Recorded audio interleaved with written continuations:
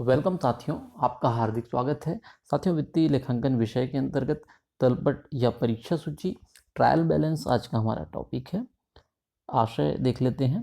द्विप्रविष्टि प्रणाली के आधार पर तैयार किए गए खातों के डेबिट तथा क्रेडिट पक्ष की राशियों के योग एवं शेष की गणना के पश्चात उनकी अंकगणितीय शुद्धता की जांच के लिए एक निश्चित तिथि पर परीक्षा सूची, तलपट, ट्रायल बैलेंस का निर्माण किया जाता है। परीक्षा सूची एक विवरण अथवा सूची मात्र ही है तथा इसके आधार पर ही व्यापार एवं लाभ हानि खाता और चिट्ठा तैयार किया जाता है। परीक्षा सूची या तलपट खाता बही के समस्त खातों तथा रोकड़ पुस्तक के योग अथवा शेष से एक निश्चित तिथि को बनाई गई एक सूची है, जिसका उद्देश्य लेखा पुस्तकों में गणितीय शुद्धता की जांच करना है। इसके संबंध में कुछ परिभाषाएं हैं, जैसे बॉटलीबाई ने लिखा है, तलपट खाता बही के डेबिट एवं क्रेडिट पक्षों को लेकर बनाया गया एक विवरण है, जिसका उद्देश्य बहियों की अंकगणितीय शुद्धता की जांच करना है।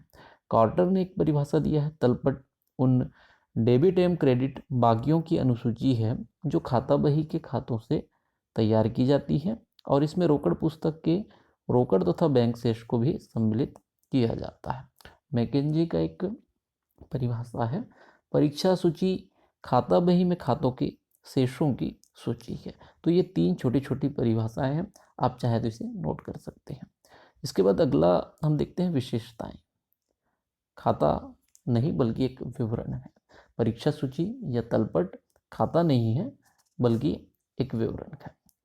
उसके बाद अगला पॉइंट है, इसकी विशेषता में खाता बही के खातों तथा रोकड़ पुस्तक की सहायता से तैयार किया जाता है। एक निश्चित तिथि पर तैयार किया जाता है। खातों की अंकगणितीय शुद्धता की जांच के लिए यह तैयार किया जाता है, इसका निर्माण किया जाता है।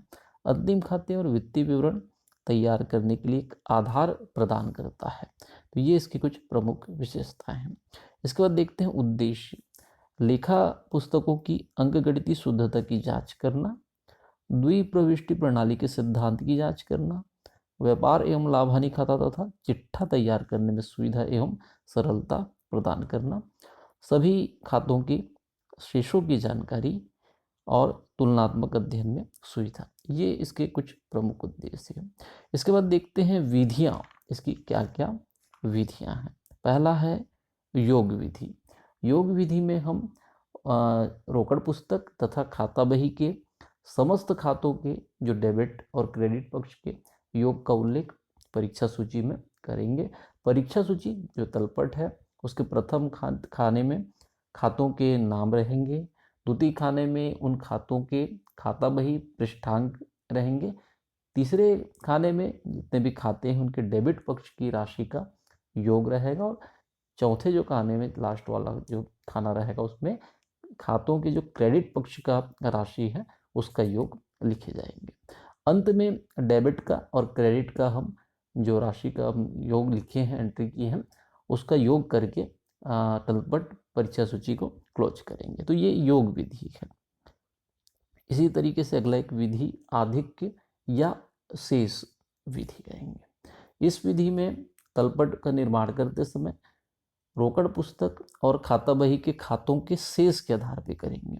जैसे तलपट का जो पहला और दूसरा कॉलम तो सेम रहेगा, तीसरे कॉलम में जब हम डेबिट शेष की जो राशि है, प्रत्येक खाते की जो डेबिट शेष की राशि का उल्लेख इसमें करेंगे और चौथे कॉलम में अगर क्रेडिट शेष है किसी खाते का तो उसकी राशि का उल्लेख करते हुए चलेंगे।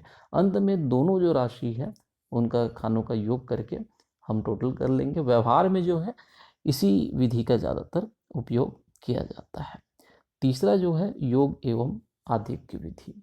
इस विधि में शुरू के दो कॉलम योग और जो शेष विधि है वैसे ही रहेंगे।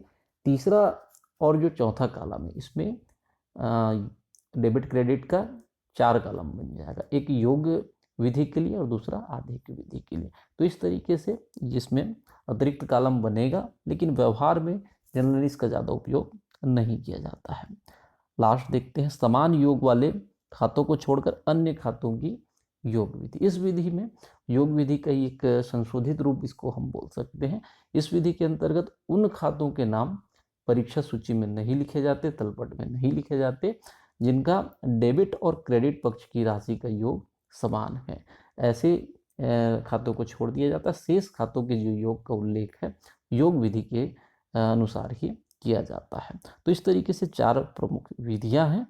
इसके बाद हम देखते हैं परीक्षा सूची और तलपट से ज्ञात न होने वाली अशुद्धियां हैं। बहुत सी ऐसी अशुद्धियां हैं जो तलपट या परीक्षा सूची से ज्ञात हो जाती है, जैसे कि रोकड़ पुस्तक है, उसमें जो सहायक पुस्तक का योग लगाते समय या योग को आगे ले जाते समय जो त्रुटि है, तो ऐसी त्रुटियां, और लेनदारों की सूची बनाने में त्रुटि, परीक्षा सूची के योग से हुई त्रुटि, तो बहुत सारी त्रुटियां ज्ञात हो जाती है।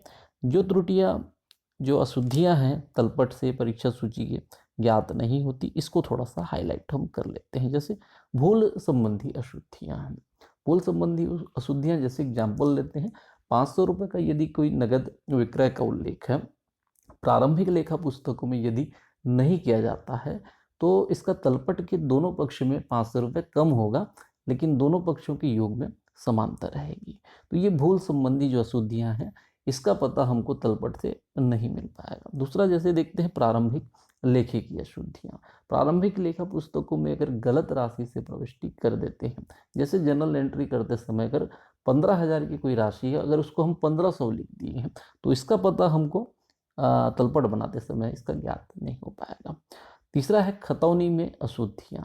यदि जनरल से खतौनी करते समय कोई राशि सही पक्ष में लिख रहे हैं लेकिन गलत खाते में लिख दिया जा रहा है, जैसे एग्जाम्पल है महेश के खाते में अगर डेबिट में लिखना था, उसको हम दिनेश के खाते के डेबिट में अगर लिख दे रहे हैं, तो ऐसी अशुद्धि हमको तलपट से पता नहीं चल पाएगी।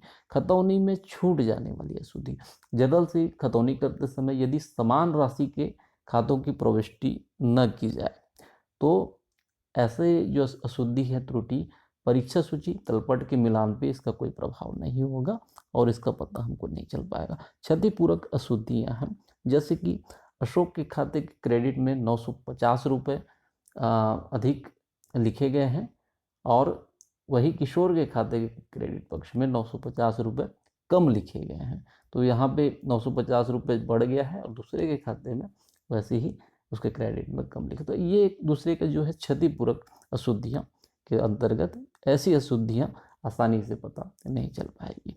लास्ट है सैद्धांतिक अशुद्धियाँ या त्रुटियाँ। तो द्विपृष्ठीय प्रणाली में सिद्धांतों के पूर्ण ज्ञान के अभाव में की गई त्रुटि की जानकारी तलपट से नहीं हो पाती है। जैसे संपत्ति के क्रय पर संपत्ति खाता के स्थान पर क्रय खाता खोला जाए, तो ऐसी और भी जो सैद्धांतिक त्रुटियां हैं जिसका जो जानकारी है तलपट से परीक्षा सूची से नहीं मिल पाता है। इसके संबंध में आवश्यक होगा कि यदि तलपट का जो डेबिट और क्रेडिट की राशि है इसका योग समान नहीं है, तो योग की पुनः जांच कर ली जाए। दोनों पक्ष के राशि का पुनः योग कर लेना चाहिए। अंतर की जो राशि है उसको हमको देख लेना चाहिए कि कोई खाता जो है तलपट में लिखने से छूट तो नहीं गया है। जो राशि अंतर की है उसका आधा करके देख लेना चाहिए और देखना चाहिए कि कोई खाता जो तलपट के गलत राशि कॉलम में तो नहीं लिख दिया गया है। अंतर की जो राशि आ रही है, जो डेबिट और क्रेडिट के योग में जो अंतर की राशि है उसका आधा करने के बाद अगर नहीं मिल रहा है तो 9 से भाग करके देख लेना चाहिए। जैसे एग्जाम्पल है कि 69 रुपये के स्थान पे यदि 96 लिख दिया जाए, 69 की जगह पे 96, 45 की जगह 54, तो इस तरीके से अगर त्रुटि हुई है इकाई का दहाई में, दहाई का इकाई में, तो 9 से भाग देकर भी हमको देख लेना चाहिए। खाता बही और जो सहायक पुस्तक है उसकी जांच करनी चाहिए। जनरल से मिलान कर लेना चाहिए कि पंजी प्रविष्टि में तो कहीं गलती नहीं हुई है। गत वर्ष के जो शेष हैं वो चालू वर्ष की लेखा पुस्तकों में दर्शाए गए हैं नहीं। तो ऐसे बहुत सारे जो है योग या जो अंतर की राशि है उसको मिलान कर लेना चाहिए। साथियों, उम्मीद करता हूँ ये वीडियो आपके लिए यूजफुल रहेगा, हेल्पफुल रहेगा। ज़्यादा से ज़्यादा शेयर कीजिएगा ताकि हिंदी माध्यम के जो और भी हमारे साथी विद्यार्थी हैं वो भी इस वीडियो का, इस चैनल का लाभ ले सके। यदि आपने अब तक इस चैनल को सब्सक्राइब नहीं किया है तो सब्सक्राइब अवश्य कीजिएगा, क्योंकि इस चैनल में आपको कॉमर्स की कॉमर्स के स्टडी मटेरियल के साथ ही बस्तर यूनिवर्सिटी की लेटेस्ट अपडेट जानकारी मिलती रहेगी। साथ ही छत्तीसगढ़ गवर्नमेंट हायर एजुकेशन की लेटेस्ट नोटिफिकेशन और आर्डर आपको मिलते रहेंगे। Thank you.